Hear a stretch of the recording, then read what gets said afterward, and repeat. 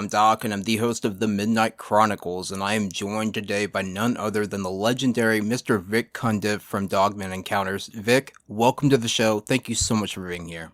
Well, thank you so much for having me. Hey, it's no problem. It's my pleasure to have you here. And I first met Vic on his show Bigfoot Eyewitness, and I did an episode where I talked about my first Bigfoot encounter, and then I was on his show, My Paranormal Experience, twice, talking about two of the properties that I grew.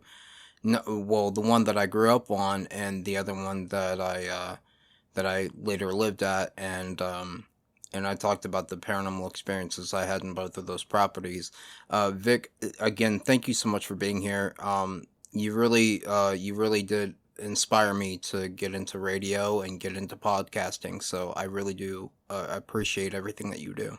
Oh, no, you're welcome. And gosh, I don't know what to say about that. I don't think I'm worthy of inspiring anyone of doing anything, but I'm honored to hear that that's the case with you. So, yeah, thank you for the good words. Hey, it's no problem. And I have already thanked you plenty of times, but again, thank you so much for being here.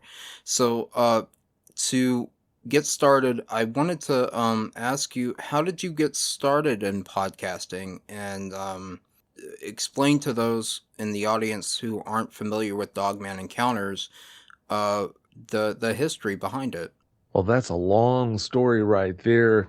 The gist of it is in 2007 and 2008, I was a co-host on a Bigfoot specific podcast called Campfire Shadows. Mm-hmm.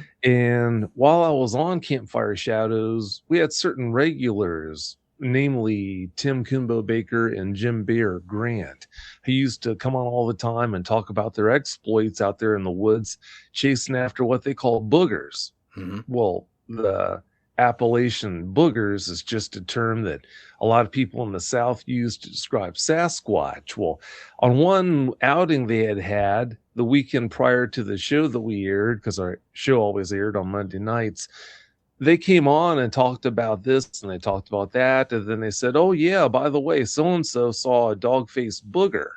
Well, I knew what a booger was, but they said that this guy, I can't remember who it was, but they said he had seen a dog-faced booger. So that really made my ears perk up. Well, I can't remember which one of them I reached out to after the show, if it was Coonbo or if it was Bear, but I wanted to know what all this talk about a dog-faced booger was about. Well, turns out this guy had seen a dog man. This dog man, I don't really remember much at all about what they said about what happened, but I guess this guy stepped through some cypress trees or something and into a clearing. And when he did, there was this massive dog man that was sitting in the middle of the clearing with its back towards him. And this thing had a back like a billboard, if I remember right, how he described it. And then he saw the pointed ears on the top of his head, and he was just terrified. Don't turn around. Don't turn around. Well, just hearing about all this really took me. I've always been fascinated by things that go bump in the night, so it's only natural that I would be taken by this so much, the way I was. Mm-hmm. So, fast forward years later, I've always been struck by the idea, at least before I started Dogman Encounters. Right. I've always been struck by the idea that if you have a bad Sasquatch encounter that goes sideways, you can almost go to your corner grocery store and find someone who can help you. Well, if you have a bad encounter with one of these Dogman things, that was my line of thought back in the day, who do you go to for help? I thought, you know what, there's a real need here. So fast forward years down the road, and I put the pieces in place to bring Dogman Encounters online, and it wasn't too long before people started reaching out in big numbers about their Dogman encounters that they wanted help with. Well, I did the best I could to console them and help them learn about Dogmen, what I had put together about these guys. And a year after that, roughly a year after that, on August 22nd of 2014, I aired the first episode of Dogman Encounters Radio. And that first recording was interesting in and of itself. as fate would have it, and I've never really put this out there before, as fate would have it, when I recorded that first episode of the show, I learned the importance of using a digital recorder the hard way. Okay. I have these two gentlemen on, Chris Harris and Michael F. Smith. Yeah, that's what their names were. They Okay. came on to talk about this Dogman encounter they had had, and really nice guys. Hmm. Everything went as well as you could expect a first episode of a podcast to go when you've never done it before like that. Yeah. And we wrapped.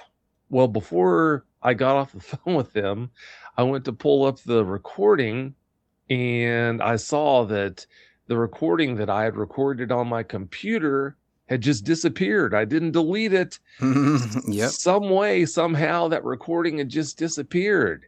And I thought, oh no, you've got to be kidding me. What a start. Hmm. Well, I explained everything to them, and luckily, these guys were nice enough to redo the whole recording with me. So, yeah, that right there taught me the importance of having a dedicated digital recorder, because unless you actually physically go in and go past the fail safes, you're never going to lose that recording. So, Yeah. yeah, that's how this whole thing with Dogman Encounters got started. Okay. Well, I know exactly your pain there because I went through it this morning actually. Because I use a Zoom pod track to record these shows, and I've got a studio mic and everything, and then I edit the shows. Not only the Midnight Chronicles, but I edit Ecstasy Radio in Audacity, and for some reason Audacity decided to crash this morning, and I lost all of my progress on one of the shows that I'm trying to produce for Saturday. So luckily I was able to get it reproduced and everything should be good for Saturday, but I understand, just losing everything, at the last minute, So yeah, I feel your pain. So when it comes to Dogman, for people that aren't, or for people that are listening that aren't exactly familiar with that term, what exactly? Well, I'm not going to ask you what exactly a Dogman is because that could go on forever. But uh, typically, what could you describe what exactly a Dogman is? Well, the term Dogman describes a cryptid that has canid features, that walks around on digitigrade style legs. In other words, they walk on their pads with their hocks held up in the air, and they, instead of having ankles, they have hocks. Instead of having knees the way we do, they have stifle joints. So Mm-hmm. basically what you're looking at is they have leg structures that resemble a dog's leg structure or a horse's leg structure, but instead of having hooves the way a horse would, they have pads the way a dog would. Mm-hmm. But size wise, they range in size, are commonly reported being anywhere from 6 feet tall for younger ones, all the way up to 12 feet tall for mature ones. They have all sorts of variances to their looks. You have some dogmen that look as unassuming as a timber wolf that can stand up and walk around on its back legs if it wants to other variants. One variant looks kind of like a hyena that Mm-hmm. walks around on its back legs on a regular basis. You have other variants where one tends to look a lot like the werewolves from the Underworld movies. You have another variant that looks a lot like the Van Helsing werewolf. Yeah, you've got like 7 or 8 variants that all fall underneath the canine type dogman category. Okay. So there are other cryptids that are called type 3s that have hominid style legs. Now, some people call them Sasquatch, some people call them type 3 dogmen. Well, that's kind of a mixed bag right there, because they're clearly not a kind of Sasquatch. A type 3 can have a very similar appearance to a Sasquatch, Mm-hmm. but Sasquatch always have fingernails and toenails. They don't have claws on the tips of their fingers or claws on the tips of their toes. Type 3s do. that right there is a disqualifying anatomical feature for them to be a kind of Sasquatch. Right. Also, too, every last tooth in the head of a type 3 is always sharp. Well, that's never the case with the Sasquatch. That right there is also a disqualifying anatomical feature of them being a Sasquatch. Now, are they dogmen? No. They're clearly not canids because they have hominid style legs. That doesn't stop a lot of people from calling them type 3 dogmen, though. But it's just tomato, tomato. It's just what do you know them as? But Not to interrupt you, Vic, but what you're describing, that that sounds like what some people would call a gugway, right? that's right. Yeah, a lot of people call them gugway. Some people call them face eaters. It's just tomato, tomato. Right. Okay. All right. And so you're saying that there's multiple types of dogman, or do you think that there's just one that you personally would call a dogman?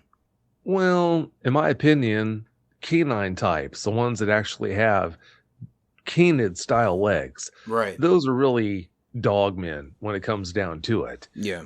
But as far as type 3s go, sometimes people call those type 3s, they call them type 3 dogmen. Mm-hmm. I've called them type 3 dogmen before, even though they're not a dogman. It's just like I said, tomato, tomato. Right. That's really all it is. But yeah, the biggest thing is there is just a record that stretches around the block and back where these things have forced encounters to happen with eyewitnesses. And the Mm-hmm. eyewitness was convinced that they were about to be slashed and eaten and just ripped apart, but they left the experience without a single scratch. That's a repeating pattern when it comes to encounters with these guys. Mm-hmm. Their MO seems to be to try to frighten us to within an inch of our lives. And once they can see they've done that, then, okay, well, I got what I wanted, move on. Now, there have been cases where these guys have apparently attacked people. I'll never say they're safe to be around. I'll never say that they can't be dangerous because you name one critter out there that's got teeth and or claws that can't be dangerous. But there is a pattern there, a very established, strong pattern where these guys will go out of the way to make you think they're going to harm you, but they don't. Right. Yeah. And I've heard that plenty of times on your show. And I was gonna ask you about that later on, and we'll get more into that. But so what would you say the behaviors of these things? What are they typically recorded or reported as being these dogmen, their behaviors? Well, when they're observed, in almost every case, it's because they've forced an encounter to happen. And when that encounter happens, it's clear they're doing all they can to frighten the eyewitness to within an inch of their lives. That seems to be their MO when it comes to us, is just to try to get their jollies by frightening us. Right. That's just a repeating pattern when it comes to people interacting with them. But something important to not lose sight of is the fact that I've spoken with literally over 5,000 dogman eyewitnesses since I spoke with the first one back in 2007. Mhm. And that 2007 account is one I'm going to share with you here tonight because it's such a profound encounter. But since then, after talking with over 5,000 eyewitnesses, might even be over 6,000 now, one thing that shouldn't be ignored is the number of credible accounts that have ever been shared with me where the eyewitness reported being harmed intentionally by the dogman or dogmen they encountered. The number of cases like that are 7, 8, maybe 9. Well, if you think about 7, 8, maybe 9 dogman attacks, that's going to make you real because that's not a pleasant thought. Mhm. But when you look at the big picture, that 7, 8, maybe 9 out of over 5,000, possibly over 6,000 cases. Well, that right there tells you something that's really important, and that is these guys, as hard as it might be to believe because of how they look, these guys show a ridiculous amount of restraint when they encounter people normally. Right. If you asked over 5,000 people who have had direct interactions with horses or camels or goats or pigs or cattle, you name the animal, if you asked that many people, okay, how many of you have intentionally been harmed by a cow you've interacted with a camel, with a pig that you've interacted with, the number of yeses would be well into the hundreds. Right. But if that answer for dogmen, or I should say dogman eyewitnesses, is only 7, 8, maybe 9. That tells you that as hard to accept as it might be, if you have an encounter with a dogman, you're much less likely to come to harm than if you interact with any of these common animals that we accept as being in reality, as being in existence. Right. So these people that make it sound like any dogman you bump into is going to be out to rip you apart, they just don't understand the facts. Yeah, well, I mean, when it comes to actual dogs, I mean, they kill a lot more people than most would believe a year. I mean, you're more from what you're saying, you're more likely to get killed by your own dog than it is to be killed by a dog man. Oh, definitely. Yeah, Yeah. without a doubt. Yeah. So would you say that these animals or these cryptids are dangerous, or would you? I mean, I've heard you multiple times on your show not to go looking for them, but would you say that they're actually dangerous? And you know, do you think they would harm someone? Well, I'm never going to say that they're safe to be around, but it's clear that they're not wired as a whole, not wired as a group to rip us apart as soon as the opportunity presents itself. Because if they were wired as a group to be that way, then I wouldn't have spoken with over 5,000 people who were allowed to leave their encounters without a scratch. Right. I mean, if you put your hand on a fire ant mound, you know, if you do that 100 times, 1,000 times, well, 1,000 times out of 1,000, you're going to get lit up because they are wired to attack you as soon as the opportunity presents itself. There's a pattern there that's repeatable. You can scientifically repeat that pattern time and time again and just prove that that's the truth. That's a Right. pattern, a behavioral pattern. Right. Well, with dogmen, a repeating pattern is they encounter eyewitnesses time after time after time, but the eyewitnesses in almost every case walk away without a scratch. Now, that doesn't mean that there aren't deviant ones out there, but then again, like I said, you name one kind of critter where there aren't deviant examples. You have deviant dogs that'll attack you if they get the opportunity. That holds true with horses, with people. There are serial killers that aren't wired right mentally who they will kill you if they get the opportunity. Any critter out there, any creature out there, you're going to have deviant examples. So why should dogmen be any different? Why should Sasquatch be any different? So with that in mind, I'm never going to say that dogmen are safe to be around. And also, too, if you have a dogman that's not deviant by nature, who's to say it's not having a bad day? Therefore, that's another good reason to not ever think that dogmen are ever safe to be around. So, yeah, I'll never say that dogmen are benign, but I will tell you that they're clearly not wired to rip us apart as soon as the opportunity presents itself, the way so many fake YouTube videos out there that present their stories as being true stories, when in fact it's just creepypasta that's made up for clicks, for Right. views, make them out to be. Right. And I appreciate you saying that because yes, there is a lot of creepypastas out there, and I've listened to quite a few of them. And but by and far, I've never.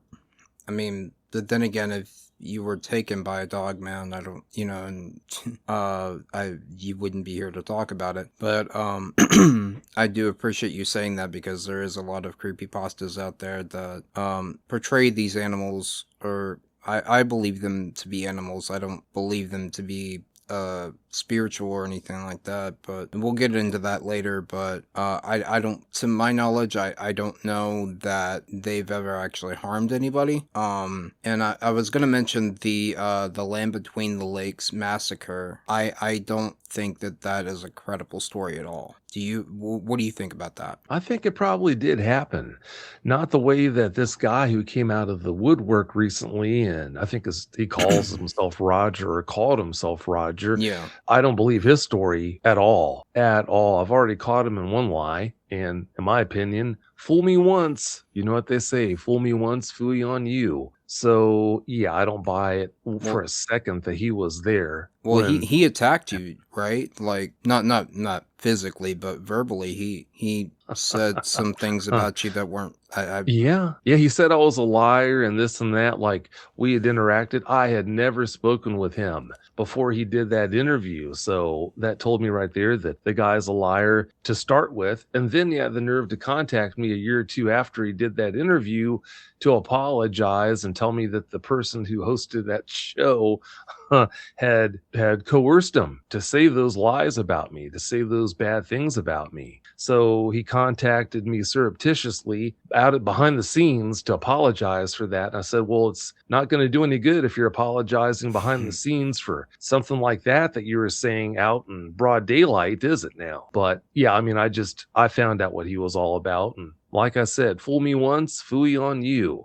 I no. know he's a liar, so I can't believe anything he says about anything that happened at the LBO when that murder happened. And I do believe the murder actually did happen. Now, I could be wrong about that, but because of certain things that I've put together over the years, I do believe it actually did happen. I think 2 murders actually happened there in the LBL. One with You're the talk family in the RV, and the and the other. other one was a bow hunter. Yeah, yeah. I was getting ready to say that the bow hunter. Yeah, yeah. So you really think that this actually happened? I do. Yeah, there's too much there, in my opinion, for those to have not happened. But you talked about the danger that dogmen present. Think about this. I mean, pretty much all of us know people who live in the country, people who are hunters, people who are farmers, people who, if they're not farmers, if they're not hunters, maybe they live in the city, but they like to go into the country to camp, to Mhm. fish, to hike. Think about it, Eric. How many people do you know like that who have spent their fair share of time in the woods who've never come back? None to my knowledge, but I know that a lot of Exactly. people do go missing though. Well, see, that's the thing. It's been purported that a lot of people go missing, but I don't buy that. I do think people do wind up going missing for whatever reasons, but this idea that Sasquatch and dogmen are just looking for the opportunity to snatch people up, I think that's really oversold because of what I just touched on. I mean, I know a lot of people who go into the woods. I go for walks in the woods. In the big woods here, I've literally walked hundreds of miles without anyone else with me, without a weapon. I have walked hundreds of miles in the big woods here, Mm. and nothing's ever happened to me. And I know tons of people, like I said, who, I mean, cousins who have spent so much time in the woods. They've always come back. Farmers, other people who have camped like you wouldn't believe, fished at every opportunity. You know people like that. I Hmm. mean, all of us know people like that, but how many of us can say, well, Uncle Mike, he went hunting one day and he just disappeared? Very, very few of us can say that. And what I'm getting at here is if it was that big of a problem, that wouldn't be the case. Pretty much all of us would know people, more than one person, who had gone missing in the woods, just disappeared. But that's not how it is. That right there is why I don't buy into this whole idea about how the woods are such a dangerous place and people go missing on such a regular basis. I just don't buy that at all. Right. And Vic, I completely agree with you because I have been in the wilderness since I was a very, very, very little kid. My dad used to take me hunting all the time, or not hunting. He used to take me camping all the time. And yes, I have been hunting. I've been fishing and everything. And I'm not disagreeing with you. I'm just, putting you on the spot a little bit because, I'm the host of the show, but I completely agree with you. And no, I do not think that Bigfoot and Dogman are as much of a problem as people report them to be. And I've been in areas where it's supposed to be a Bigfoot hotspot or a Dogman hotspot. And I've never seen anything, and I've never been threatened by anything. So, Think about it. If someone goes missing, it's going to be all over the news. When was the last time you heard about someone going missing in the woods? Yeah, we went to the woods, this whatever park for a camping trip, and so and so went missing. We need your help to look for him. If you see this man, please call your local authorities, blah, blah, blah. When was the last time when you're watching TV you ever saw that come up? If this, like I said, was that common of an occurrence, you would definitely remember seeing that on a regular basis or a Oh yeah, fairly regular basis. But right now, absolutely. you can't even tell me the last time you ever heard about something like that being on the news or being on TV. Think about Salt Fork State Park is well known as being one of the best parks for having Sasquatch activity. Have you ever heard about anyone going missing at Salt Fork State Park? No. Exactly. Exactly. So, yeah, just all these things I'm talking about weigh into why I just don't buy it being as nearly as common of an occurring thing as what it's being presented as being. I just Right. don't buy it. I do think people go missing. I definitely believe that. But as far as cryptids waiting around, waiting behind every tree to jump out and grab people and snatch them up, clearly that's not the case. Well, then what do you make of that kid a couple of years ago in South Eastern Kentucky who was reportedly he was drug up a hill and out of his backyard, and he was partially consumed by an unknown canine? Oh, I definitely believe that happened. And yeah, like I said, I've got no doubts there are deviant dogmen out there. And I think that's exactly what you're dealing with there was a deviant dogman. I definitely believe without a doubt that that's what was behind that was a dogman. And yeah, I believe it was deviant. It was one of those that a dogman that was just dangerous by nature. And if it got the opportunity to do something like that, it was going to act on it. And unfortunately, the opportunity presented itself and it did. So that's a perfect example of why I've never said that these guys are safe to be around. Unfortunately, it happens. But what's good is that's the exception. That's not the rule. That's not the norm. Right, right. What do you make of the woman that was recently attacked? I think down in Oklahoma of this year. I think yeah, she was. She said it was some. She said it was some canine type of animal that attacked her, and she didn't get a good look at it, but she ended up in the hospital. Are you familiar with that or the story? Oh, yeah. Not too familiar with it, but I actually spoke with a Dogman eyewitness. I'm sorry, a Dogman investigator who spoke with her. And he actually investigated that case. And yeah, I think that was a dogman too. I think that was a deviant dogman that did that. I don't think she did anything to warrant being attacked. I think she just came into the presence of this deviant dogman and it decided to act on that opportunity and it attacked her. It's Mm, really unfortunate, but yeah, I do believe that was a deviant one. Now, if you think about it, if there had been any other cases like that in recent history, we would have heard about those, right. but we haven't. So it happens, but it's a very rare occurrence. Thank goodness for that. Now, have people disappeared where we don't know that it was a dogman that was responsible for their disappearance? Yeah, I think that's definitely happened before where people have been snatched up by dogmen and no clues were left to let us know that a dogman was responsible for it. But we're back to the whole thing where I think that's definitely cases like that are very few and far between. Okay. All right. Yeah, I was just curious as to your thoughts on that because it seems like these attacks are happening more and more because I before the LBL massacre, which you think happened, I wasn't aware. Well, you said a few times on your show that you know of people who've been attacked by these things, and uh now within the past couple years we have the kid in southeastern Kentucky and now the woman down in Oklahoma. What do you think is responsible for these things actually starting to attack people? Oh, I don't think for a second that more attacks are happening now than have happened in the past. It's just our ability to communicate being so much more efficient. I think that's what's responsible for the increased awareness. And also, there's more awareness in general about dogmen. I Hmm. mean, how many attacks have happened where people, they were told it was a bear attack when in fact it wasn't a bear, it was a dogman. Yeah. I mean, more and more people every day seem to find out about dogmen, and as time has gone by, more and more people accept the fact that dogmen are out there.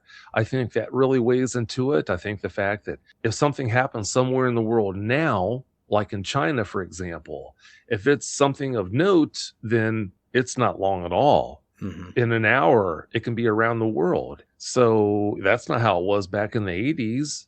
No. It's just a matter of our ability to communicate. It's just so much more efficient now than it used to be. I think that just makes it a lot easier for word about things like this to get out. There are a lot of reasons why, but I think it's just a heightened awareness of dogmen in general that's responsible for more cases like this being brought to our attention, rather than it being a case of more and more attacks are happening than they used to happen. Right. Okay. Yeah. I could see that. Yeah. And I agree with you. I'm just, like I said, I'm just asking questions here. So I want to ask you, because you said that you've interviewed over 5,000 eyewitnesses of dogmen, correct? That's right. Uh, how are eyewitnesses usually affected by their experiences? Runs a gamut. In most cases, they didn't know dogmen were out there. So imagine what it would be like to not even know that dogmen were existent, to all of a sudden having an encounter with one, or it's doing all it can to frighten you to the core, Hmm. being as frightening to look at as they are. Just imagine for a second what that would be like. Now, people who know about dogmen before they have their encounters, yeah, they're normally rattled too, to the core, but normally not as much as people who didn't know a thing about them, had no clue that they were out there. Right. Eric, we're all raised being fed that lie that we basically are in control as humans. We know everything that's out there. We know what to expect to bump into. We know what you're never going to have to bump into at night, supposedly. You watch horror movies and, okay, yeah, this is a frightening movie, but thank goodness that's just fiction. Well, when the line gets blurred and all of a sudden you bump into something that is only supposed to be around in movies, that really has some deep psychological effects. But to answer your question, normally eyewitnesses are really rattled by their experiences, but it still does run the gamut. Some people handle it much better than what you would expect. Other people, it can ruin their life. So it really just depends. Yeah. I've heard people on your show literally break down into tears recounting their experience. From what I gathered from your show, a lot of them suffer PTSD type symptoms. Is that true? Oh, definitely. Definitely. Yeah, the bigger and tougher a guy is, for example, it seems like, depending on the nature of their encounters, but they can be really susceptible to being hit really hard by an encounter because they're not used to backing down to anyone or anything. And then all of a sudden they run into one of these guys and they understand without a doubt, well, I'm really overmatched here. I've got no chance of beating this thing, of defending myself even from this thing. Hmm. And by them being put in a place like that, a lot of them, most of them just can't handle that. So yeah, Right. people like that, that's why they normally have that much more trouble coming to terms with an experience like that. Yeah. And the same thing can be said for Bigfoot as well. I've heard people like, because I listen to other podcasts like Sasquatch Chronicles with Wes Germer. I've heard people on there break down in tears because they've seen a Sasquatch. When I saw a Bigfoot, was I scared? No. Did it do anything to threaten me? No. It like I said on your show, it ran down the road and I was looking at it, under the moonlight, and I saw the figure and I was like, that's not a man and nobody can run that fast. Was I ever scared of it? No. You've spoken with both Bigfoot eyewitnesses and people who've encountered dogmen. Is there a difference, do you think? Or is there a difference that you've noticed? Well, yeah, there normally is, but that's because of our reptile brain. I mean, stretching all the way back to when we were living in caves, we're wired mentally, psychologically, we're wired to respond to things that look like dogmen Hmm. differently than we Yeah. are to respond to things that look like Sasquatch. Sasquatch, in a way, look like giant versions of us, which that doesn't press the alarm buttons that running into a giant predator, what looks like a giant werewolf, the way that's going to affect us. So Right. it's expected that in most cases, a Dogman encounter is going to freak you out that much more than what a Sasquatch encounter is. But, it really depends on the nature of the encounter, too. I mean, there are Dogman encounters that, as far as Dogman encounters go, are pretty mild. Just like, you've got people who have encounters with Sasquatch that are horror movie material. So it just really depends. But yeah, I mean, apples to apples, normally Dogman encounters frighten eyewitnesses a lot more than Bigfoot encounters do. Yeah, I've noticed from your show. So Vic, the last show that I did of the Midnight Chronicles, I had Ron Coffey on the show. Are you familiar with him? Ron Coffey. The name sounds familiar, but no, I can't recall who he is. He's a cryptozoologist and he's also an author. He's based out of Kentucky, and him and I were talking about Barilla, or however you want to say it, which is a legend, urban legend there in Kentucky, and he seems to think that Barilla and the Dogman are one and the same. And I wanted to ask you, do you agree with that? And not only that, but I wanted to ask you, do Dogmen go by any other names or monikers that you know of? Oh, sure. No, I agree. Yeah, I think that you're just dealing with dogmen that look a particular way. And in certain areas, yeah, like in Kentucky, they're known as bearillas. In Hmm. other areas, they're also known as bear wolves. It Hmm. just depends on how they look as far as what locals tend to call them. But yeah, I agree with them. I definitely do think that what they're dealing with are just dogmen that have certain qualities that make them look kind of like a cross between a gorilla and a wolf. Right. So, do you think, like, maybe down in Louisiana where you have the Rougarou, do you think that that's a Dogman as well? I do. I think people are just they try to explain things away according to what they know. And what I'm getting at is down there in Louisiana, where a lot of these sightings have happened, Hmm. there's a pretty strong presence of voodoo. And Yep.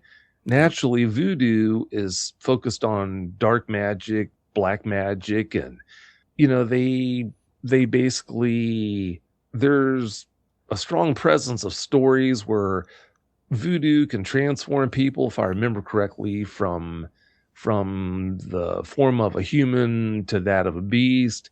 And I think they're just basically trying to explain away what they see by using what they think they know about how the world works. So, yeah, just like in the Renaissance times, when you had all these legends about werewolves, I think people back then were seeing dogmen, and there was a lot of talk back then about witchcraft, and they just explained seeing this dogman away as being a person who, by using witchcraft, was able to transform themselves into the form of a beast that looked like that.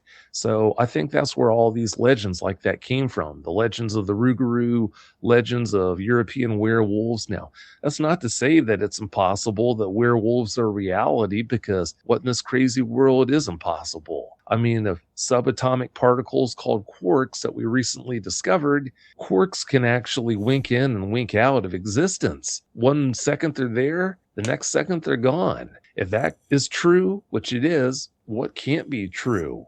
So, therefore, I'm never going to say it's impossible that werewolves exist. I'm just saying that it is really hard to wrap your mind around, and it's hard for me to believe. Right. So, you would say that Dogmen also are in Europe? Oh, dogmen are all over the world. Yeah, I've spoken with dogmen eyewitnesses from, I think, pretty much every continent except Antarctica. Okay. All right. Yeah, and I've heard plenty of your shows where they've been cited in other countries. I'm just asking you about that for the listeners. So do you think that they have anything? Well, we kind of got into this earlier, but do you think that they have anything to do with the missing persons in national parks at all? Oh, sure. Now, I think some people who go missing are missing at the hands of dogmen, of a deviant dogman that decided to just snatch someone up. but I think it's rare. I think very few of the cases where people go missing are due to dogmen or Sasquatch. Right. I think most of those cases are people being out in the woods who a lot of these people have no business going out into the woods alone. They wind up either getting lost, hopelessly lost. They wind up being attacked by a wild animal and are never found, hauled off to a den or something like that. I think other explanations explain why the people wind up never being found. But yeah, I definitely do believe that in some cases, Sasquatch and dogmen have taken people. But yeah, I don't think that's the norm. Like Dennis Martin in the Smoky Mountains? I don't want to lob any stones or anything, but yeah, I'm not so sure that the Dennis Martin case was represented accurately. I'll just put it like that. Do you think the Dogman eyewitnesses, do you think that they're reluctant to come forward to share their stories, or do you think that they're more? Because I know that Bigfoot eyewitnesses and they're willing to come forward with their encounters. Do you think that Dogman people that encounter Dogman, do you think that they're not so willing to come forward with their experiences? Well, yes and no. Amongst family members, amongst friends, yes. I think they're definitely more reluctant to come forward, and for good reason. I mean, odds are if you come forward and talk about having a Sasquatch sighting, you're going to get derided. If you come forward and talk about seeing what amounts to something that looks like a werewolf, you can almost guarantee you're going to be derided by your family and friends. So it's understandable why someone would be so reluctant to come forward with family and friends. But I mean, the people who contact me, they know this is what I do. I'm not an accountant. I'm not an attorney.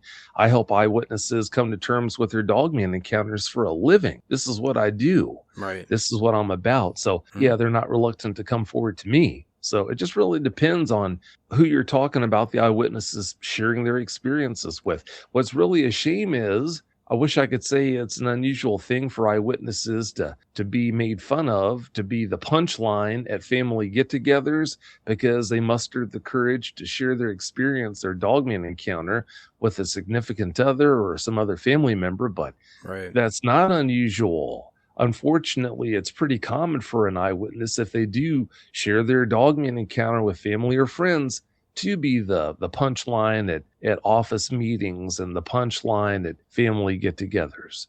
So, yeah, I mean, that's a testament to why they should be cautious about coming forward and sharing their experiences with family and friends. Right. Just a personal question that I wanted to ask you, because I've had several people that have come out to me and they have always told me that what they thought was a dog man, it was always on four legs. It was always on four legs.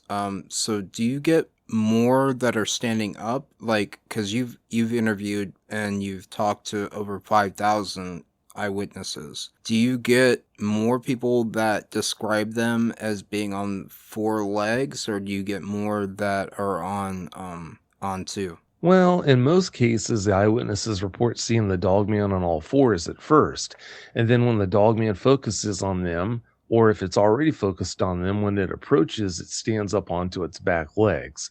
So it's a mixed bag, but that's how it normally pans out. And something interesting I just pulled up while you were talking there, I did a search and found out that there are no unsolved cases of missing persons in Salt Fork State Park in Ohio there that are unresolved or haven't been resolved if they happened in the past. So chew on that for a bit. Yeah, like I said, I was just asking you about it. So, Vic, we've been talking about these cryptids the entire show. I understand that you brought a few actual eyewitness encounters with you to share with the audience. Would you be willing to do that now? What encounters? I'm just messing with you. I was gonna say. I was like, Sorry, I couldn't help myself. Yeah, I've got a couple I am prepared to share. I touched on the first one. I mentioned the first encounter I ever collected from an eyewitness back in 2007. He lived right on the border of where the LBL, Land Between the Lakes, is. mm-hmm. Right on the perimeter of the park is what I'm trying to say. And I can't remember if he was in Kentucky or in Tennessee, but the park is so big it stretches into both states. But anyway, Mm-hmm. when his encounter happened, his wife was just having a girls' night out. So he had the house to himself. It was just him and his dog. Well, because of the time he told me about this in 2007, we're talking about almost 20 years ago. So a lot of the details are fuzzy, but I remember enough details to be able to share this experience still in a pretty effective manner. Well, the gist of it is, like I said, his wife was out on the town having a girls' night out that left him alone at home with just his dog. He lived in a two-story house back then, and because of the dog, which was a pretty big dog, they had a dog door. Well, the layout of the house was set up so that it was a two-story house, and at the time he was up in his bedroom when this story I'm about to share with you happened.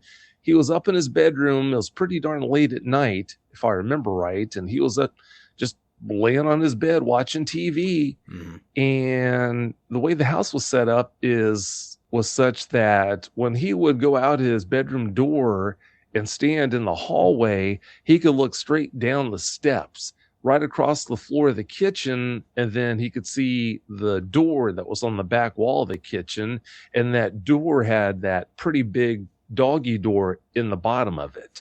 Well, he had been just laying in bed watching TV for whatever amount of time when all of a sudden he heard this strange sound. Well, you know how houses are, they settle, and he figured, okay, it's just the house settling or the wind blowing or something like that. No big deal. So he ignored it. And he's watching TV still, and after some amount of time had gone by, he heard this sound again. So he thought, wow, that's strange. What is that? So he muted the TV, and he's just laying there listening, doesn't hear anything. So he turns the volume back on and he's watching TV, and in pretty short order, he heard that sound again.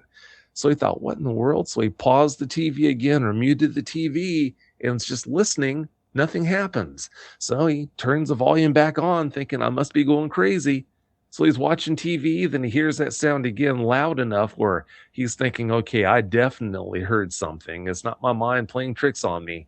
I need to go investigate this. So he gets out of bed, walks across the floor of the bedroom, goes out into the hall, looks down the steps, and is just standing there listening as he's looking down the steps. Well, to his horror, he sees the doggy door push inward into the house, opening, and he sees what looks like the head of a werewolf come poking through, and one of its arms come through the door as well, the doggy door. And I guess the sound he heard was its other shoulder bumping against the doggy door as it was trying to gain entry into the house, but it couldn't because his shoulders were too wide to fit through the door. And I can't remember if it ever looked up the steps at him, but yeah, he just was beside himself. For the life of me, I can't remember what happened after that. It never did get into the house, but it does make you wonder if it would have gotten into the house, to what end? Yeah. What was it trying to get into the house to do? So, yeah, that is one of the creepier stories that's been shared with me over the years, definitely. Yeah, I've heard you tell that story, and it makes the hair stand up on the back of my neck every single time you tell it. Yeah, something trying Makes to the get hair on my butt stand up. Yeah, well, yeah, that one. Yeah, I've heard you I heard you tell that one several times, and every time, yeah, something trying to get into your, yeah, that just makes the hair on the back of my neck stand up. I was watching a video earlier this week, about someone that was saying that they had recovered some Native American artifacts or something like that, and they had found them and they had brought them home, and then they said that the Rougarou came and visited them in the night, and there was like a werewolf standing next to their bed when they woke up, and it was telling them to put the artifacts back. So that's, I don't know, that in and of itself, that terrifies me, that something could. Do you get a lot of reports of people reporting them getting into their houses, or because I've heard a few on your show, Do you get a lot of reports of people reporting them getting into their houses? Not a lot of reports like that, but yeah, they do come in. And what's more terrifying than the idea of a dogman in your house? Not good at all. That No. reminds me of another encounter that was shared with me where a guy told me about a dogman coming into the house with him. Just the idea that just it pulls at strings that we just as humans don't like to have pulled. Yeah, it's just I think a lot of it comes from the fact that something like that is getting into where we feel that we're safe, our comfort zone, and yeah, that's just I don't know how I would respond to something being standing like something like that standing next to my bed when I wake up. That in and of itself is nightmare fuel. And yeah, I don't know. So I just wanted to ask you about that. But yeah, because I've heard several people on your show and on other podcasts talk about dogmen getting into their houses or trying to get into their houses. And, they lock the door, but they can hear the doorknob, clearly trying to be opened. And that's, yeah, I couldn't think. I don't know what I would do. I don't know what I would do. Yeah, it's nightmare fuel. It definitely is. Would you like for me to share a story? One Yeah, or two yeah, stories?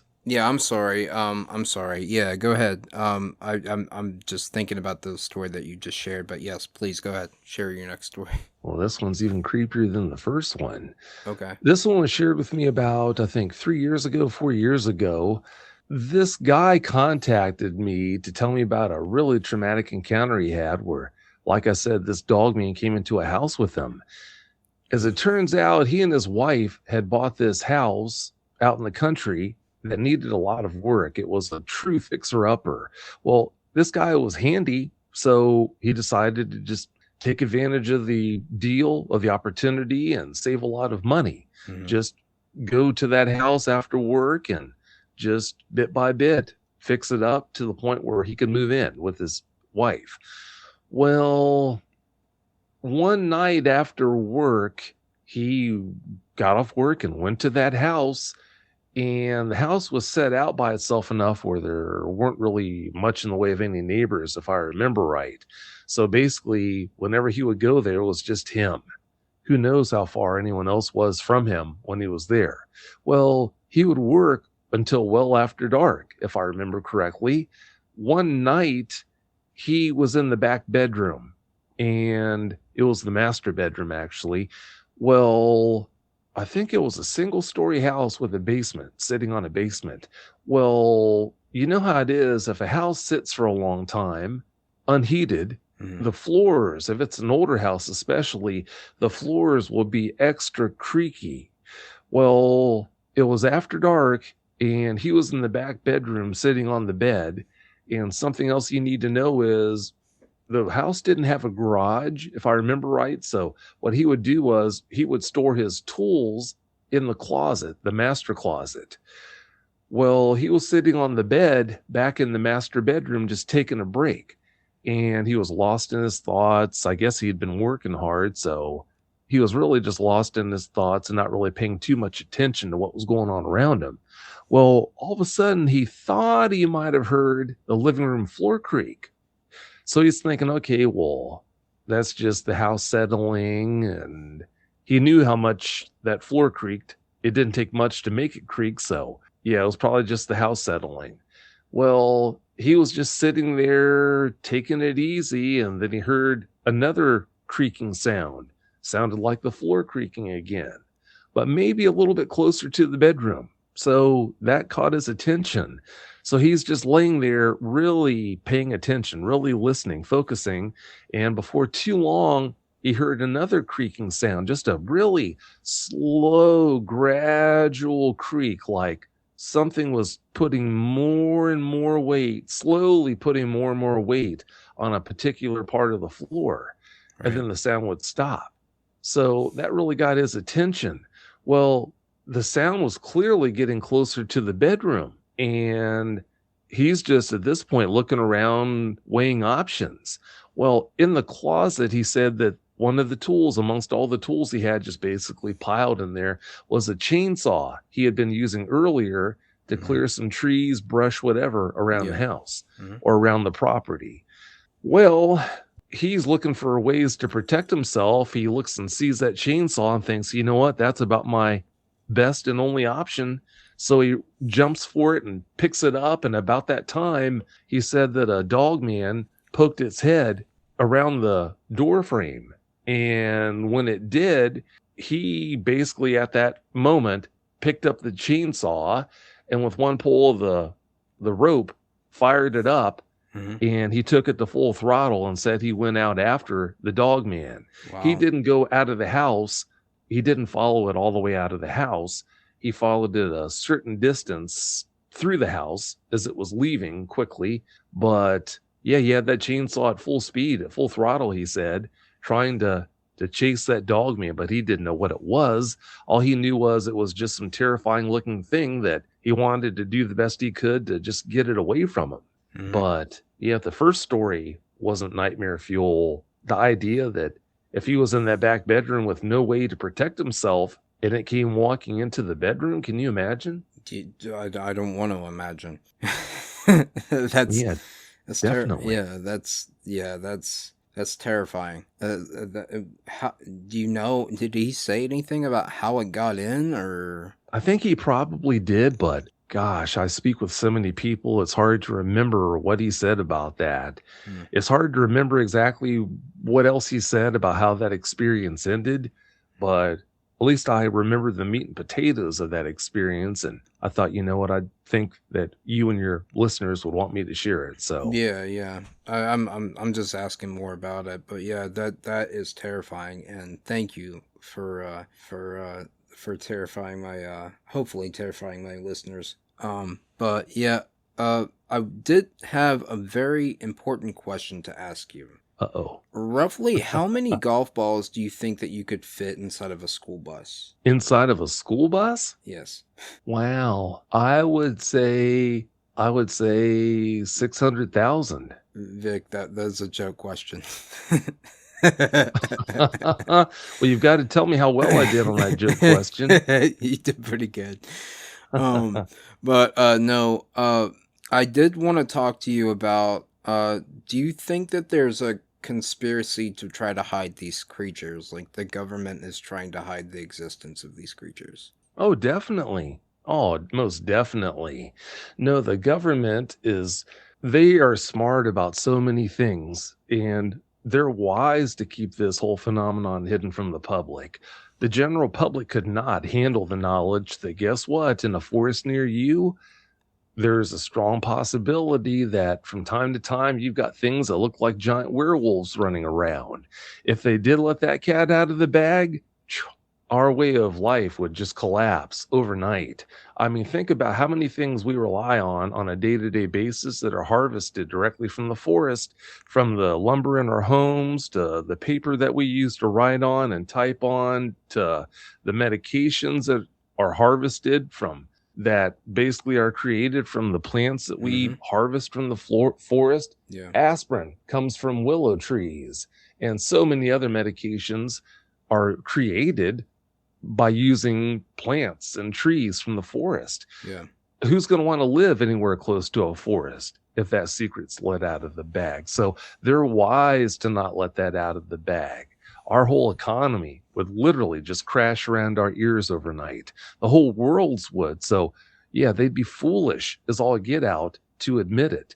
But at the same time, I understand why they don't let it out of the bag, but at the same time, because they do all they can to keep this phenomenon under wraps, then you do have eyewitnesses who are made fun of and derided by their family members and friends when they do try to reach out for help. Right. And then consequently, that causes a prison with no walls effect, where they don't have any walls confining them, but they still feel like prisoners because they've got this huge weight around their neck that they can't get any relief from. Yeah. Well, the reason I ask you about that is because I don't remember if I heard it on your show or another one, but there was a trucker that was he pulled over for he pulled, I don't remember why he pulled over, but he had a gun in his car and he shot one of these things in the face that was running alongside his truck, and uh apparently it died, and he turned around and went back, and there were people there, and they said, oh, it was just a they told him it was just a bunch of it was a couple of bears that had gotten in a fight or something like that. And then later on down the road, they confiscated his gun and they said, you had killed our asset. And they pretty much were like Men in Black. I don't know if you've heard that tale or if you've heard that experience, but he said he handed over the gun and he refused to come out about what he had experienced and what he had done for years. And I don't remember if I heard that on your show or another show, but yeah, he shot one of these things, and then the government came back and tried to blame him for killing their asset, and they threatened him never to speak about it, and so he didn't for a long time. So I don't know if I could have sworn I heard that on your show, but it could have been another one. But are you familiar with that? I've heard people talk about that, but yeah, that wasn't on my show. I don't know if I believe that or not. A lot of things that are purported about the government controlling these things as assets, I just don't buy.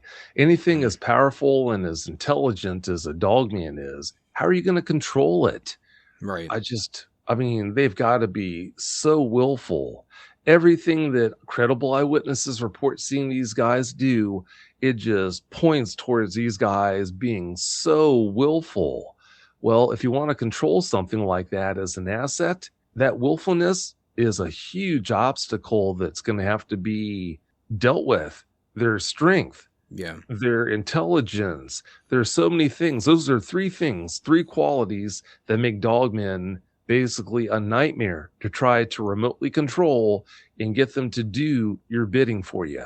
Right. I just don't know. I don't think you could make them do your bidding.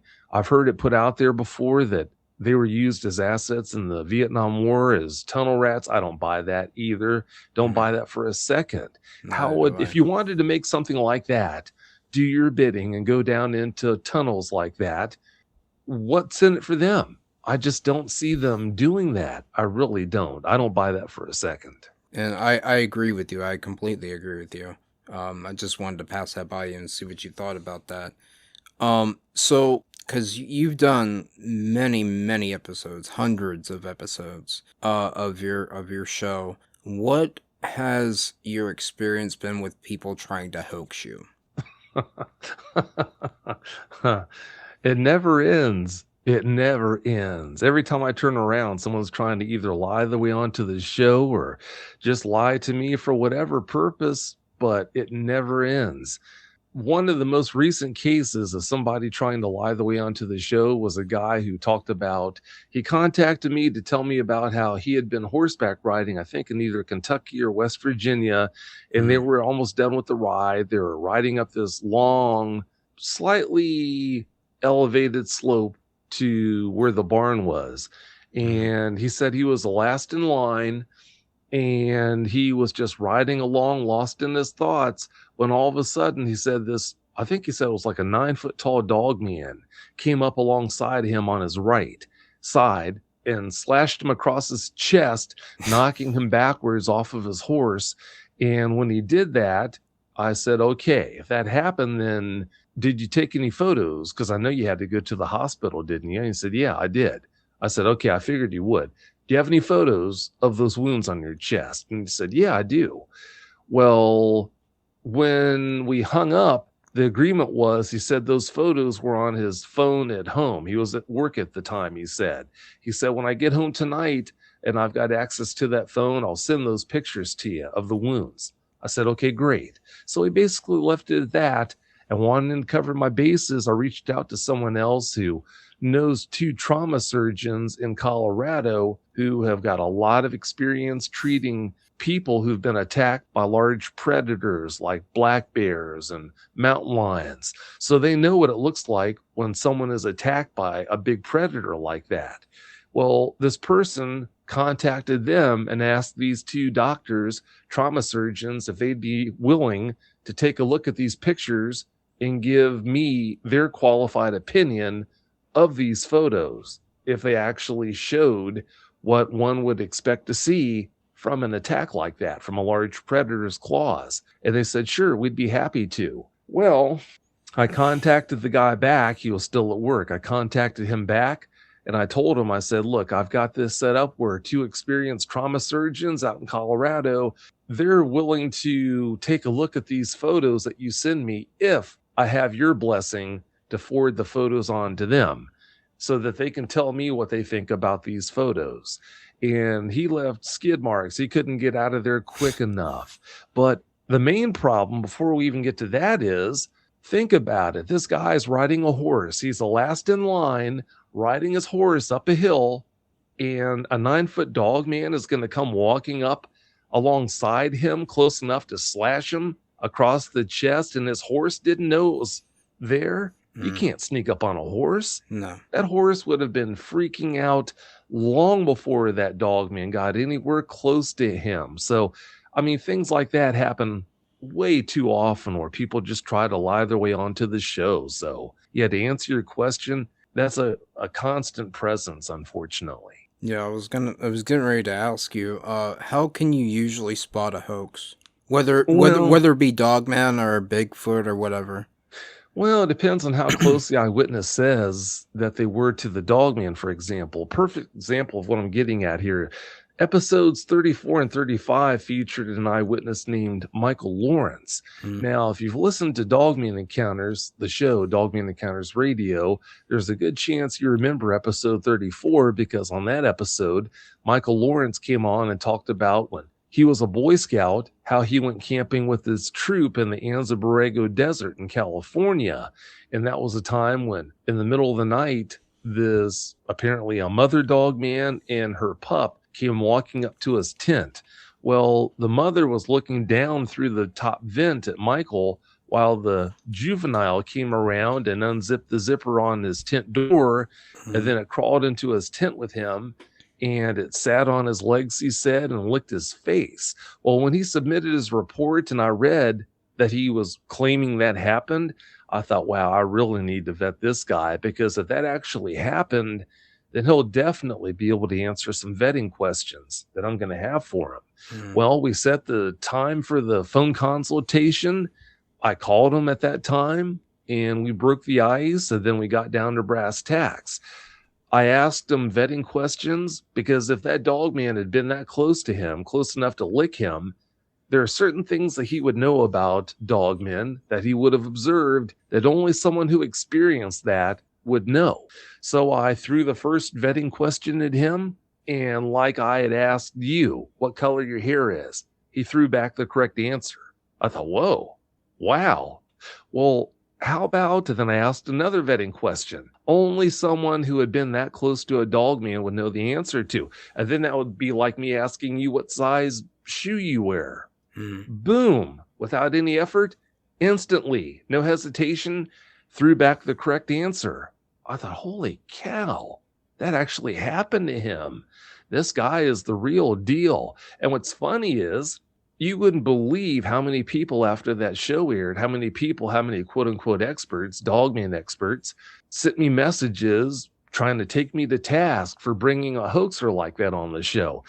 I'm laughing at them thinking, yeah, you don't know what you're talking about at all. This guy is the real deal. He actually did experience that. So, yeah, to answer your question, as long as an eyewitness says that a dogman came within a certain distance of them, then I can ask certain vetting questions to basically make sure that they're telling the truth. Right. But if it happened at a certain distance away from them, then they wouldn't be able to answer those vetting questions. Right. And then also, too, Eric, another thing I do is if you lie to me once, if I catch you in one lie, then you're done. Yeah. I can't trust you to be telling the truth about your encounter. And that's happened before where everything seemed to be legit, but then I caught them in a lie after the fact.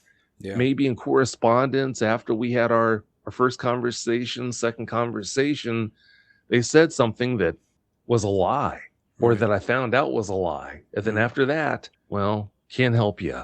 But when I got into this, when I decided to start airing episodes of the show, Eric, I made a promise to myself that I would much rather play the fool by bringing someone on the show who just lied their way onto the show. I would much rather have a situation like that where I played the fool and had a hoaxer on the show than to turn some around at the door who, due to how they presented this or presented that about their experience, I Yeah. mistakenly thought they were lying to me when in fact they were telling the truth. Think about how many times in your life someone has told you something that, yeah, you turned your nose up at because you just knew they were lying. Mhm. But then later on, you found out, well, oh, wow, they're actually telling the truth. None of us are two-legged lie detectors. We can all be fooled both ways, where people are telling us the truth, but we think they're lying, but they're also lying to us.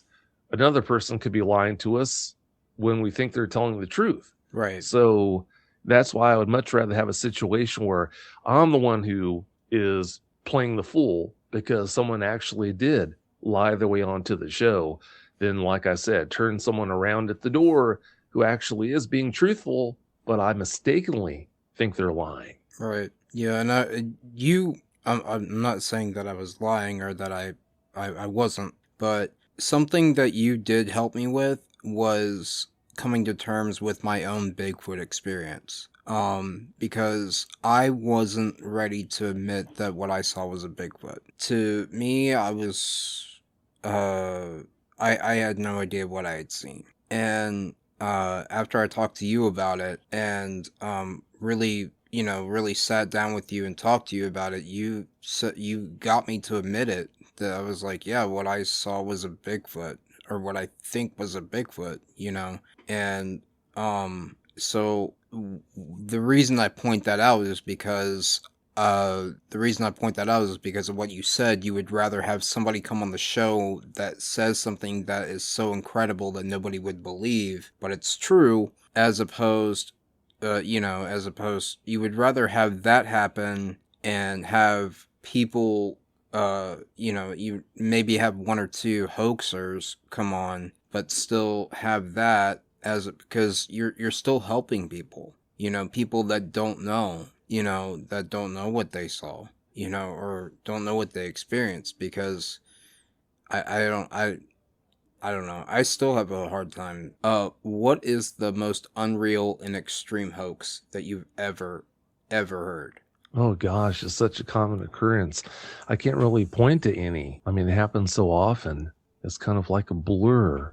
I couldn't really answer that question for you. Okay. Well, what are your feelings personally on the damage that hoaxing actually does to the community? Well, see, that's the thing. The people who concoct these hoaxes, they don't have any concerns about how their actions affect the eyewitnesses, true bona fide eyewitnesses. They're doing it for their own personal reasons. But that right there is one of the reasons why I get so frustrated at these content creators who create these fictitious stories about dogmen that they present as being real stories. They make them out to be as frightening as possible because obviously fear sells. And then, yeah, I mean, they're pocketing money because they get that many more views because of these fake stories they've made up to be as frightening as possible. But I mean, when I talk with eyewitnesses who are already barely hanging on after having a traumatic encounter, well, naturally, if you have a traumatic encounter with something, in a lot of cases, the eyewitness is going to try to learn all they can about what frightens them so much. So, what do? They do a search for Dogman on YouTube. And when you do that, probably more videos that show up than not are fictitious stories about dogmen that are made up to be as frightening as possible. So these eyewitnesses who are already barely hanging on, they listen to this crap, they think they're true stories, and now they're having even more trouble coming to terms with their experiences. Right. So then Yeah. I step on and have to let them know, look, this didn't happen, that didn't happen, that's a fake story, that's BS. It's just really frustrating that there's such little regard for how these people, how their actions are going to affect others. Yeah. Not to talk crap, but like, I don't believe dark waters. Sorry, I just don't. Yeah, that Siege of Lockett Ranch, that just seems like a well-crafted story, and it would That's make. all it is. It didn't happen. No, I mean, I've spoken with people who grew up in that area around Taylor, and if that would have happened, if anything like that ever would have happened, these people would have known about it. You know how it is in small towns, there are no secrets. Everyone knows everything about everyone. And if anything like that happened, I spoke with people who they grew up there. Their families grew up there. They knew people all over on this end of town, on that end of town, in town. If something like that would have happened, pretty much everyone in the area would have known about that. It would have been the talk of the area. But when people like that tell me, no, I never heard about that, and they were living there when this supposedly happened, they tell you, no, I never heard anything about that. I asked my Yeah, parents, I asked this, nobody I've spoken with ever heard anything about this happening. Well, what does that tell you? That tells you that, yeah, it was just a story, creepypasta story that was made up for views. When hmm, money's more important to you than honesty, that's what you have.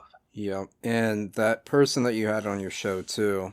I don't remember what his name was, but he was talking about how the Dogman reached out. I think reached out and grabbed the front of his four wheeler or something like that, or his whatever he was driving, his outdoors sporting whatever it was, reached out, grabbed it, and stopped it. And then he was talking about how the government came out after that and was like shooting sonic waves out into the whatever, shooting sonic waves or whatnot. And then they came in and they like pretty much like took care of the problem. And he was like, there were unmarked vehicles and all that. And I think you came out and you said that you tried to get back in touch with him for a second episode and he wouldn't get back. What was his name? I can't remember his name. Brandon Close. Brandon Close. Yes, I remember that. Episodes 190 was part one, and then episode 207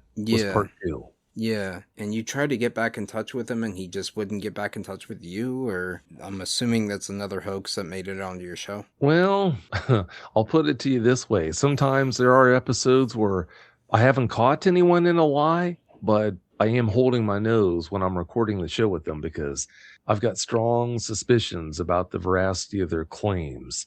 So, yeah, I mean, maybe he was telling the truth, maybe he wasn't. I don't know. But I can't tell you this, I never caught him in a lie. So Right. I brought him on the show and yeah, I just followed my rules about who makes it on the show, who doesn't. Yeah. I know that that you've seen or you've experienced you've encountered a Bigfoot, but you've never had a Dogman encounter. Would you want to encounter one or see one? Oh, I feel fulfilled without having one, but if I do have one, I have one. You and I both. I don't, it's not like I avoid the woods. I mean, I love going for long walks in the woods. Like I said, I've walked hundreds of miles through the big woods here without a weapon, without anyone else with me. So I try to live my life. I still live my life. And that's one of the things I share with eyewitnesses who think that now they've had an encounter, can't go back into the woods. They can't set foot close to the woods. I make sure they understand, look, I can totally understand where you're coming from. I understand this fear. It's totally understandable, but life does go on. I mean, I put myself out there all the time and I'm still here. You've been watched by these things. Who knows how many times before you had that encounter? Those were cases where if the dogmen you've encountered in the past or the dogmen that were around you, you didn't know they were there, but the dogmen that were around you all these times before you had that encounter finally, if they wanted you to be taken out, if they wanted to take you out, there wasn't anything to stop them from doing that any more so than when you had your encounter. That dog man, if it wanted to take you out, it could have done that easily, but it didn't. And that Hmm. counts for something. Yeah. So, yeah, that's something I make sure they understand and I carefully explain to them. So you would never want to see one yourself, though. Well, I'm not going to say that. I mean, if it happens, it happens. If it doesn't, it doesn't. Life goes on. I'm not going to worry about having an encounter. I mean, it's just one of those things in life. If it happens, it's going to happen. Yeah, I get you. Yeah. Well, I just wanted to ask you that because you talk about these things all the time on your show, and it's like, well, he's never seen one. Would he want to see one? So Oh, I've seen them. Yeah, you've because of seen. the evidence that's shared with me, I saw a dog man clearer than pretty much almost anyone I've ever spoken with. What I'm getting at is, and I've talked about this in prior interviews, about 10, 11 years ago, an eyewitness contacted me to let me know about how either he, because it's been so long, I can't remember, but either he or a friend of his found out about a dogman or dogmen plural that were hanging out in the foothills of the Sierra Nevada mountains. Well, either he or a friend of his took a game cam, strapped it to a tree trunk, and this was one of the more expensive game cams that you could actually set to film when it Mhm. detected motion, Yeah. not just snap a photo. Well, yeah, you can see in this footage that he sent me a private link for on YouTube. He sent me that link and I opened it up and it was broad daylight. It was a sunny day, not a cloud in the sky. It looked like it was probably 2, 3 p.m. I mean, just sunny. And from left to right, you see this dog man come into view. What he had done is he strapped this game cam onto a tree trunk, I think about waist high for a human that was, not for the dogman I saw. Right. But he strapped the game cam on the tree trunk about waist high, and then he put some bait on a branch about 5 feet away from the camera lens. Well, you see this dogman come into view from left to right that was kind of like that tricolor that you see in wolves, timber wolves, and also coyotes, where Yeah. the base fur was kind of like a dirty gray, and then not every hair tip, but a lot of the hair tips had like a dark chocolate brownie type color to it. Right. Yeah. And then when the wind would blow, there might have been like a lighter hue that you would see close to the roots of the fur. Mm. Well, you see this dog man come into view from left to right, and it actually walked between the bait and the camera lens. So I got to see this thing broad daylight from a range of less than 5 feet. It was so close at some points where I could actually pick out individual hairs. Well, I contacted him back after he sent that to me, and it wasn't long after I aired was it episode 5 of Dogman Encounters? I think it was episode 5, Mhm. where I had a guest named Richard Eady come on the show. And Richard Eady, one of his specialties is people would send Sasquatch photos and video footage to him for him to evaluate. Well, it wasn't that long after we had recorded that show that he was featured on Dogman Encounters. Mhm. So I thought, you know what? I want to contact Richard Eady and see if he'd be interested in evaluating this video footage. But before I did that, I contacted the guy back who had sent me that link to the private YouTube video that Mhm. showed this footage. And Right. I told him what I wanted to do. Would it be okay for me to? Then I explained what I had in mind with Richard. He said, sure, yeah, send him the private link.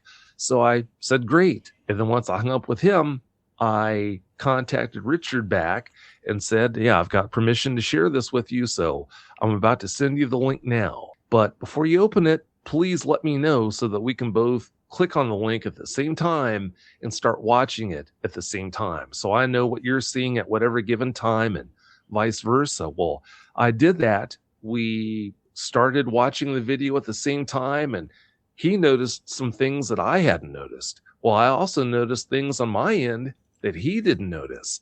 But just like it blew my socks off, it blew him away too. He just was beside himself. Hmm. But yeah, that's just a long way of going around and saying that, yeah, I definitely know what dogmen look like all too well. Why do you think that people don't share this with the public? Oh, it's wise not to share footage like that. I'm allowed to do what I do because talking doesn't prove anything. Talking about dogmen, the government's fine with you talking about encounters until you're blue in the face. But if you have footage like that that could move the needle towards proving their existence, they most definitely have a problem with that. Mhm. So, yeah, I've seen cases where people have had really impressive evidence like that. They try to come forward and put it out there for public consumption, and the next thing you know, you don't even hear from these people before. I'm sorry.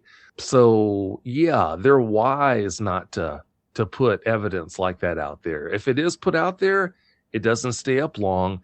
I've seen it time after time where, okay, yeah, this guy I just spoke with, who I tried to warn him about the perils of sharing that evidence publicly. I see that he's put it up for public consumption on YouTube or on Facebook. And then next thing you know, it's gone.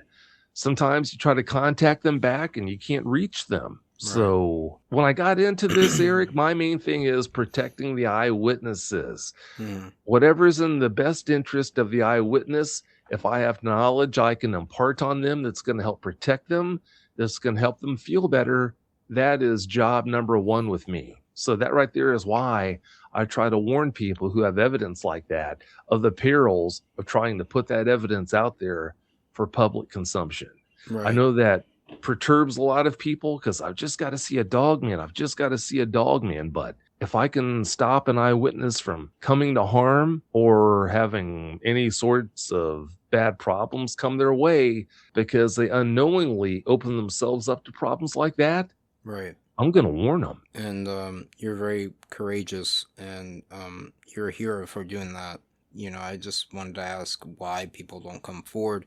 And if they were to come forward anyway, most people, from what I've noticed on at least the Facebook communities, most people would say that's AI and fake anyway. So, Oh, yeah, now, but like back then, perfect example when that guy sent me that video, AI wasn't even a thing back then. yeah, yeah, So this was a real McCoy. Photos that have been sent to me, things like that, before AI that were just legit. Just, whoa, look at that. hmm, So yeah, I definitely know what these guys look like to answer your question. okay, yeah. And I appreciate you answering the question. I know that you've had a Bigfoot encounter as well, like in person, a Bigfoot encounter as well. So, would you mind telling the audience and me about that? Well, about 45 years ago, I was deer hunting in the middle of absolute nowhere. And I got out there to the spot where I was going to hunt. I had a neighbor who was going to show me the ropes on deer hunting. So he basically told me that as long as I got my license, my hunting license, he would take me to his farm where it was just surrounded by pristine old growth forest, just beautiful but endless country. Well, yeah, the morning of opening day came. We got dressed, we had breakfast, and then we headed out just across his farm and into the darkness. Well, as we were getting to his farm, I guess I'm getting ahead of myself trying to shorten this. As we were pulling up the lane off the highway to go through the woods back to where his farmhouse was, we we were going through the woods, and all of a sudden on the right hand side the woods kind of opened up, and then there's this horse pasture right there. Well, there was a red bay horse that had its head down grazing, and I noticed that, and I said something about the horse or whatever, and he knew that I love horses. Hmm. Well, he warned me. He said, well, watch out now. I know you love horses, but that's Red. Stay away from him. He's dangerous. So I told him, I said, okay, yeah, you don't need to tell me twice. So we kept on rolling. And then next thing you know, it's woods on both sides again. And then after a distance, things opened up on the right-hand side again, and there's more four-rail horse fence. And there's another bay horse with its head down. And he said, okay, yeah, that's so-and-so. Can't remember the horse's name. He's fine. If you want to go out there and visit with him, that's no big deal. Well, fair enough. Well, we went to the house, and he's telling me this and telling me that about things to remember the next day when I'm out there hunting.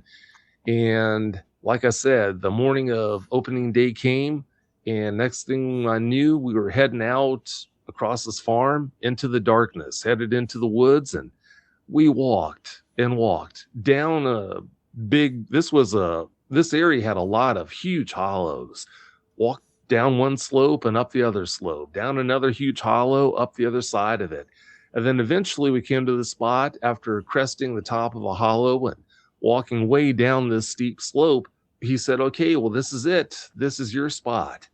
And it was basically a situation where I was going to just lean up against the base of this big oak tree. And he explained how, he said, I'm going to be a few ridges over. He said, I'll just stay in my spot until right before dusk. and then I'll just come get you on the way back to the house.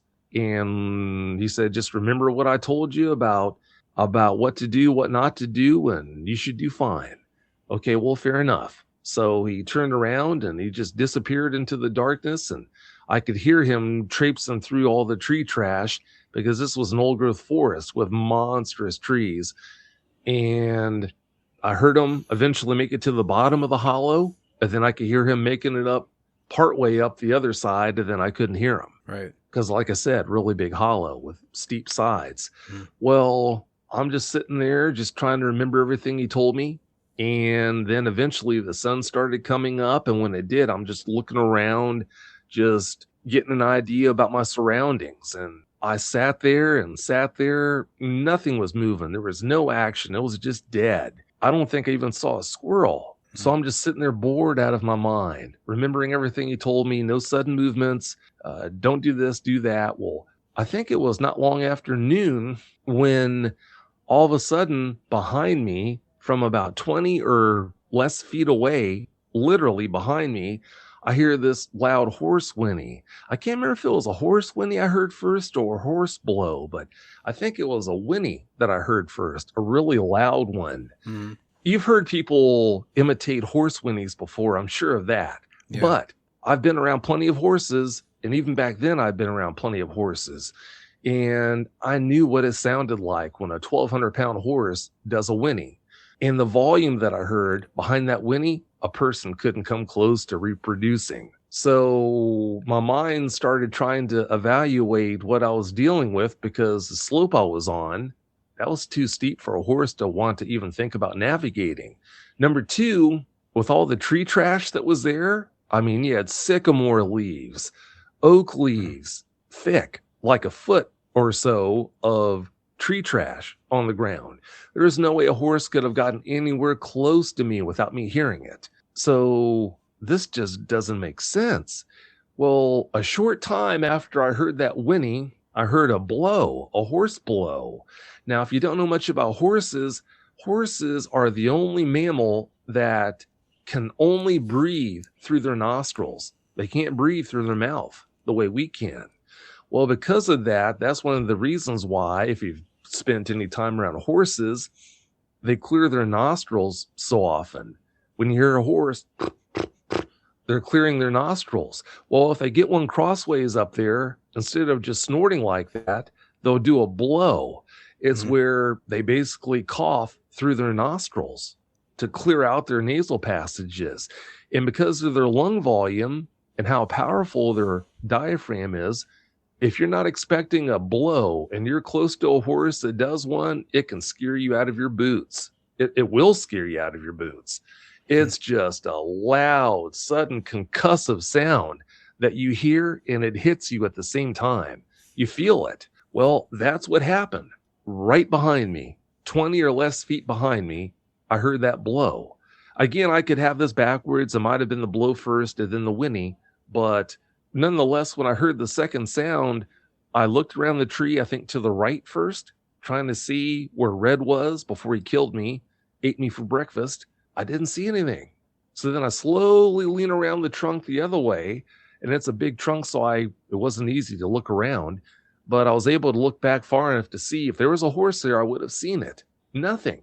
So I'm thinking about the possibilities. I never did see a Sasquatch that day, but when I think about the possibilities of what it could have been, I can't see how it could have been anything else but a 1,200-pound Sasquatch because of that lung volume.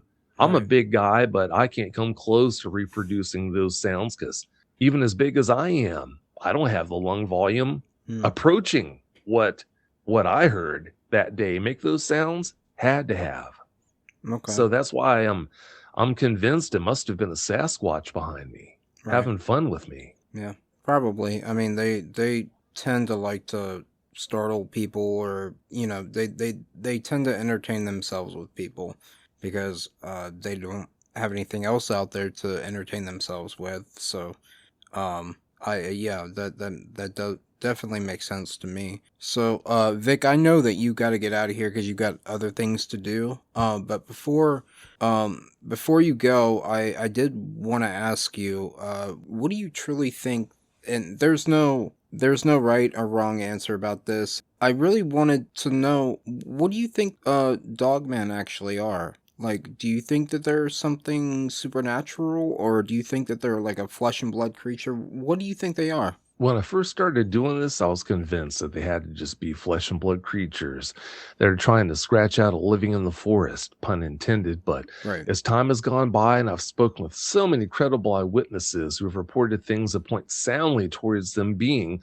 the creature they saw, at least being some type of spiritual being or a being from the ether. In other words, a supernatural being. right, After you talk with so many credible eyewitnesses who report seeing things that point soundly towards that being a fact, you can't ignore that. And then I've spoken with so many credible eyewitnesses who, when you listen to them share their experiences, it points soundly towards the dogmen they encountered just being flesh and blood creatures. And then you right, speak with other eyewitnesses who report things that make you think that, well, maybe the dogmen they encountered were of alien origin. And then you speak with other credible eyewitnesses who make you think that, while I don't think for a second that the government uses dogmen as operatives, assets, I don't think they can. That doesn't mean that I don't think for a second that the government has created, I don't think that it's beyond the government to create dogmen in test tubes in their laboratories, is right. what I'm getting at. So Mhm. now, present day, I think dogmen have multiple origins. I think you have some that are just flesh and blood. I think you have some that might be of alien origin. Yeah, you might have others that, I think you do have others, I should say, that are spiritual beings or supernatural beings. And then others, yeah, I think are probably made in test tubes in laboratories, government laboratories. Okay. Yeah. Well, yeah, me, and that's not the wrong answer. And I really appreciate your answer, and I'm not gonna say that you're wrong or anything like that. Me, the way I lean is the fact that these things have been seen eating things, like, attacking and killing deer and eating them, and then you read Linda Godfrey's book, and I think her name is Lori Andreezy. She saw one eating roadkill. If you eat something, if they're eating things, to me, that's a flesh and blood creature because you're having to eat, obviously, for sustenance. But at the same time, I've heard many times on your show that these things have been shot and it doesn't phase them. It doesn't, they get shot and they're still coming at you, and all it does is, pardon my language, but it pisses them off. So, I don't know. To me, I kind of lean toward more the flesh and blood kind of thing, but at the same time, there is no way of knowing what these things are. And I appreciate your answer, and and I respect it, and you know more about this than I do, so yeah, we'll leave it at that, I guess. Oh, sure. Well, my main thing is, who's to say that they don't have multiple origins? This dogman over here is flesh and blood. This dogman over there that the eyewitness saw just disappear Right, was there one moment and then flash, boom, gone.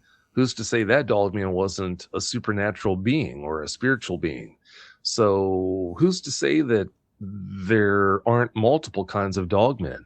that's It's true. just one of those things, you know? Yeah, it's, same thing with Bigfoot. You get Bigfoot, and then often around Bigfoot, a lot of what's reported is like orbs of light. A lot of people think that the Bigfoot and those orbs of light are they're connected in somehow. I think Les Stroud was talking about that too, Survivor Man. And so you just you never really truly know, and so there's not a wrong or right answer because we don't have one of these things locked up in a basement somewhere, or we've never, at least we don't think we have one in captivity or anything like that. So you just never truly know. I just wanted to get your thoughts on it, and appreciate your answer. Oh, you're welcome. All right. Well, Vic, I'm gonna let you go because I know you have a lot to do, and this interview has gone on for almost 2 hours now. So, I want to thank you so much for being here. Everyone who's listening to this, please do, if you've had a dogman encounter, or if you've encountered Bigfoot or anything else, please do go to Vic and talk to him about it. Submit a report. You can also come to me about it. And Vic, thank you so much for being here. Thank you so much for being here. Oh, you're welcome. Thanks for having me. Yeah, I have a lot more to ask you too, so there might be a part 2 to this. So if you wouldn't mind coming back. Well, only if you tell me if I got that question right about the school bus and the golf balls. Well, the tests haven't been graded yet. I really do appreciate you being here, though, and doing this. Like I said, once I got into radio and I was really successful with radio, like, my manager came to me and they were like, well, what other kind of content could you do? And I was like, and I thought about it. I was like, and I thought, well, I like paranormal content and I like doing stuff paranormal. And so I was like, well, what about a paranormal podcast? Clearly thinking about your show, Dogman Encounters. And I was like, what about that? And they were like, okay, well, let's do that. And the Midnight Chronicles was born. So you are directly responsible for this show, or inspiring it anyway. And so I want to thank you so much for being here. Oh, no, you're welcome. Like I said, I'm glad about your success, and yeah, thanks for having me. Hey, it's no problem. And like I said, you are always welcome back. And if I can't, I've got so much more to ask you, because there's so much more that I want to ask you, because I listen to your show every week. It's addictive. So much more I'd like to talk to you about this subject that of the Dogman and Bigfoot and all of that kind of stuff. I mean, it's an extensive subject, and it's so interesting. And I don't know, it's just been so good to talk to you about it, and there's so much more that I want to discuss with you about it. So, in the future, I hope you do come back. Well, if we can work that out, then yeah, we'll get that all hammered out then. Awesome. All right. Well, again, everybody, if you have had a Dogman encounter, or, if you've seen anything, or if you've had a Bigfoot case, please do go to Vic about it and talk to him about it. Vic, go ahead. Just go ahead and just plug all your stuff here. Well, I'll plug Dogman Encounters. If anyone needs help dealing with their Dogman encounter, or if you like to be a guest on the show, Dogman Encounters Radio, if you go to dogmanencounters.com and submit a report, I'll just reach out to you and schedule a phone consultation, and we'll just take it from there. Excellent. All right. Well, Vic, I cannot thank you enough for being here. Thank you so much. Oh, you're welcome. It's been a pleasure. Thanks for having me. Hey, no problem. It's been a pleasure talking to you. Likewise. And that has been another episode of the Midnight Chronicles. Good night.